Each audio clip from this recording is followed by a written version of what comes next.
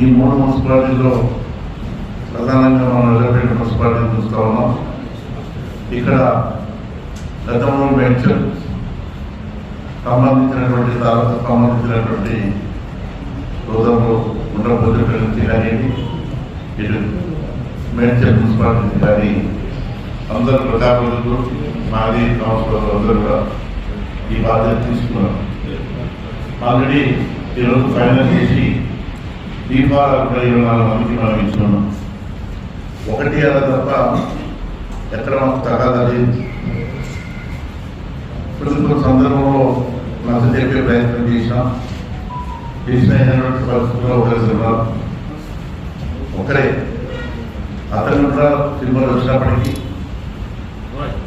అతన్ని కూడా ప్రమాణించి సాధ్యమైనంత వరకు కాంగ్రెస్ పార్టీ లైన్లో నడిచేదానికి ప్రయత్నం చేస్తాం.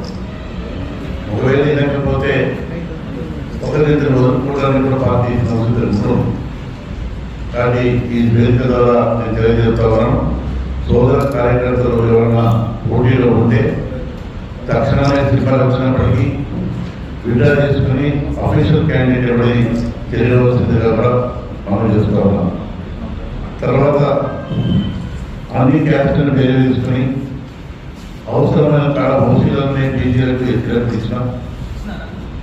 సాధ్యమైనంత వరకు పార్టీ లైన్లో 42% బీజేపీకి ఆలోచన వరకు అది ఫుల్ఫిల్ చేసేదానికోసం ప్రయత్నం చేసినాం. జరుగుతూ ఉంది.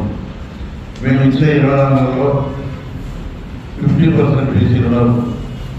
ఆ విధంగా సంతృప్తితో పనిచేసినాం. అన్ని కులాలను వర్గాలను కూడా వేరే చేస్తున్నాం. ఎస్టీలలో ఉంటే 5 ఉంటే లంబాడ సోదరులకు ఒక ఎక్క సోదరులకు ఇచ్చినాం.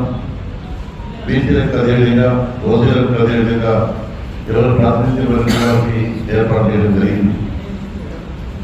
మరి రాష్ట్ర ప్రభుత్వం నిర్వహించుకున్నటువంటి ఈ 2 సంవత్సరాలలో ప్రభుత్వం ఇచ్చిన హామీలను మేనిఫెస్టో ప్రకారం మేము ఇచ్చిన మేనిఫెస్టోను 5 సంవత్సరాలు పూర్తి చేసిన బాధ్యత మాకుంది. అందులో భాగంగా 6 గ్యారంటీలను 4 గ్యారంటీలను తక్షణమే అమలు చేసినాం. అందులో బస్ ఫ్రీ ఇచ్చినాం.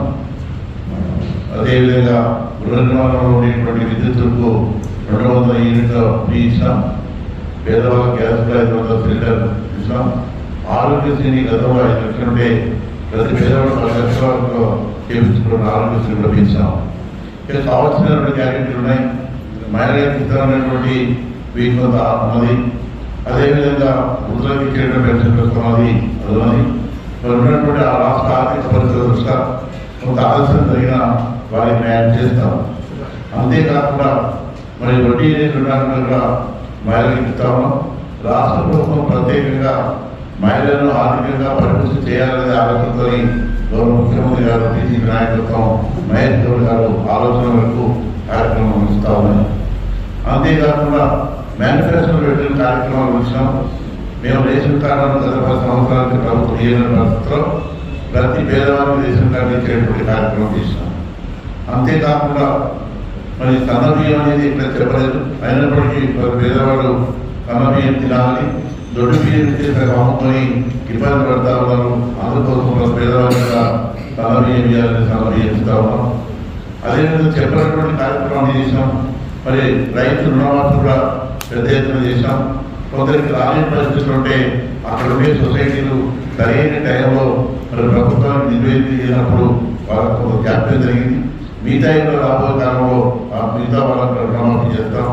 రైతులకు కూడా ప్రతి గతంలో పిల్లలకు రాలకిచ్చి ఉన్నారు. అది కాకుండా ఎవరైతే సేద్యం చేస్తుందో ఆ సేద్యం చేసేటువంటి ఎన్ని ఎకరాలను ఇచ్చేదాన్ని నిర్ణయం తీసుకొని సాధ్యమైనంత వరకు రైతులకు ఇస్తా ఉన్నాం. కొంత ప్రభుత్వానికి వెసులుబాటుతో ఉండాలనే ఆలోచనతో కొంత ఫైనాన్షియల్ బడ్జెట్ ఉన్నది. కాబట్టి గతంలో రాష్ట్ర ప్రభుత్వం చేసిన అప్పులను తిరిగి చెల్లిస్తూ మరి ఇప్పుడు ఉన్నటువంటి మరి ఇన్స్టాల్మెంట్ కూడా ఏదైతే గతంలో అప్పు చేసుకునే ఇన్స్టాల్మెంట్ కూడా ఇన్స్టాల్మెంట్ మరి దానికి మితి కూడా మనం చెల్లిస్తా ఉన్నాం. ఆ విధంగా కొంత క్యాన్సిల్ జరిగినా ఏదేమైనప్పటికీ ఇందిరమ్మ ఇంటి ఇస్తున్నాం. ప్రతి పేదవారికి ఇందిరమ్మ ఇంటి ఇవ్వాలనే ఆలోచన గత ప్రభుత్వంలో మరి సంవత్సరానికి 400 ఇల్లు కట్టియాలని ఆలోచన ఉన్నప్పటికీ ఆ రోజు శాసనసభ గత ప్రభుత్వంలో ఉన్నప్పటికీ ఈ ప్రాంతంలో దగ్గర 1800 మంజూరు చేయించాం. చేపిస్తే సుమారు 1200 ఇల్లు మంజూరై పూర్తిగా గతంలో ఉండే శాసనసభలు మంత్రి గారు ఈనాడు శాసనసభలు మంత్రి లేకపోయినా దానికోసం కూడా ప్రభుత్వం నిర్ణయం తీసుకుని ఈ మధ్యనే ఎక్కడైతే ఇన్కంప్లీట్ ఉన్నటువంటి కంప్లీట్ చేసి మరి హౌసింగ్ బోర్డు ద్వారా వాళ్ళకి ఇవ్వాలని నిర్ణయం తీసుకుని క్యాబినెట్ లో 500 కోట్ల రూపాయలు దానికి కేటాయించడం జరిగింది. ఆ విధంగా గతంలో కట్టినటువంటి డబుల్ బెడ్రూమ్ కూడా ఈ 2-3 నెలల్లో తిరిగి పేదవారికి ఇచ్చే కార్యక్రమాలు ఏర్పాటు చేయబోతున్నాం. మరి ఇందిరమ్మ ఇల్లు ఒక కాన్స్టిట్యూన్సీ 35,000 ఇంటి వాళ్ళ నిర్ణయం తీసుకొని ఆల్రెడీ మనం మంజూరు ఇచ్చినాం. అందులో 22-23 మొదలు స్టార్ట్ అయ్యి కొంత కార్యక్రమం పూర్తయినాయి, సెంటర్లే ఉన్నాయి. అది ఆన్లైన్ వర్క్ కాబట్టి ఏదేమైనా మార్పులు కూడా పూర్తి చేసేదానికి అవకాశం ఉంది. ఆ విధంగా చేస్తారని నమ్ముతున్నాం. నెక్స్ట్ ఇయర్ కూడా మళ్ళీ 3,500 ఇవ్వాలని నిర్ణయం తీసుకున్నారు ప్రభుత్వం. అడుగు నుంచి రుణం తీసుకున్నాం. ఏమాత్రం కూడా పేమెంట్ మాత్రం ఇబ్బంది లేదు. వాళ్ళకు బేస్ మేనర్గా 5 కాలంలో పేమెంట్ ఇచ్చేదానికి నిర్ణయం తీసుకుని ఆ కార్యక్రమం కూడా చేస్తూ ఉన్నాం. అనేక విషయాల పట్ల మరి ఇందిరమ్మ రాజ్యంలో గతంలో ఇందిరమ్మ రాజ్యంలో ఇందిరమ్మ ఇచ్చారు. అదేవిధంగా ఈనాడు కూడా ఇందిరమ్మ ఇచ్చే కార్యక్రమాలు చేస్తూ ఉన్నాం. ఈ విధంగా ప్రజలకు ఆకర్షితులై ఈ రాష్ట్ర ప్రభుత్వాన్ని నిర్మించే విధంగా ప్రజలు తప్పకుండా మరి అధికారంలోకి వచ్చిన తర్వాత జరిగినటువంటి బయలుదేరిలోని కాంగ్రెస్ పార్టీ గెలిపించరు. మరి హైదరాబాద్ నుండి కంట్రోల్ కానీ జూబ్లీహిల్స్ కానీ మరి 2 దగ్గర గెలిచినాం. ఇప్పుడు మెజార్టీ గ్రామ పంచాయతీ కూడా ఎన్నికలు జరిగితే మెజార్టీ గ్రామ పంచాయతీ కూడా పెద్ద ఎత్తున 8,000 గ్రామ పంచాయతీలు గెలుస్తున్నాం. ఇప్పుడు ఉండేటువంటి మున్సిపాలిటీలో 116 మున్సిపాలిటీలు 7 కార్పొరేషన్లు ఎన్నికలు జరుగుతూ ఉన్నాయి.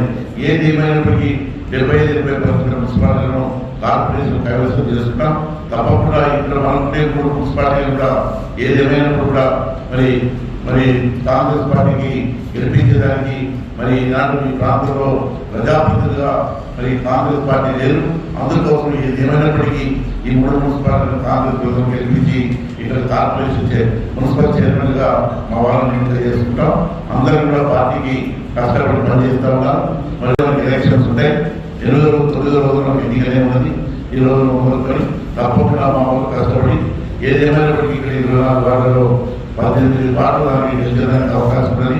అందులో ఉన్న మిగతా 6 వార్డులు కూడా ఎక్కడికక్కడ చిన్న డిస్టర్బ్ తీసేసి అన్ని కూడా గెలిచేదానికి ప్రయత్నం చేస్తామని మనం చేసుకుంటూ మరి పత్రికలను ఒకటే కోరుతున్నాం.